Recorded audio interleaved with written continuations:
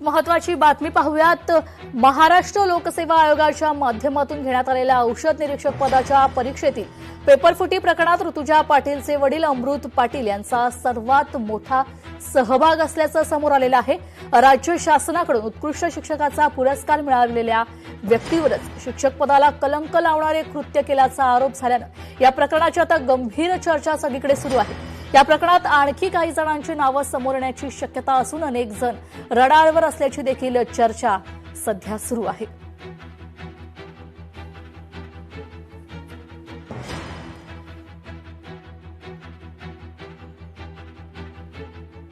पाहूया पुढील महत्त्वाची बातमी। जुहू बीचवरील कचरा कोळीवाड्याच्या दिशेने जमा झालेला आहे। कोळीवाडा परिसरातील कोळी बांधवांचा असा आरोप आहे तर कोळीवाडा परिसरात लोकशाही मराठीचा हा रियालिटी चेक आहे। मुंबईच्या जुहू चौपाटीवर पसरलेल्या कचऱ्याचे साम्राज्य मागील 2 महिन्यांपासून पाहायला मिळते।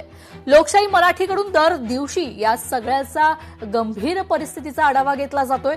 आज 46वा दिवस पूर्ण होत असून सततच्या पाठपुराव्यानंतर लोकशाही मराठीच्या या बातमीनंतर बीएमसीकडून कचरा साफ करण्याचं काम वेगानं सुरू करण्यात आलंय।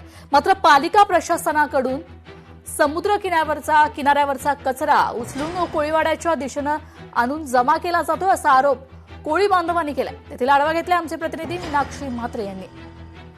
मुंबईच्या प्रसिद्ध अशा जुहूच्या समुद्रकिनारी मागच्या 1 ते 1.5 महिन्यापासून कचऱ्याचं साम्राज्य पसरलेलं पाहायला मिळत होतं आणि आता हा कचरा हळूहळू पालिका प्रशासनाच्या वतीनं काढला जात आहे। वारंवार आपण पाहत होतो लोकशाही मराठी म्हणून आम्ही दर दिवशी इथल्या परिस्थितीचा आढावा घेत होतो। आज जर आपण पाहिलं तर लोकशाही मराठीच्या रियालिटी चेकचा 46वा दिवस आहे आणि आज या सगळ्याच परिस्थितीचा आढावा घेत असताना आज आम्ही कोळीवाडाच्या परिसरामध्ये आलेलो आहोत।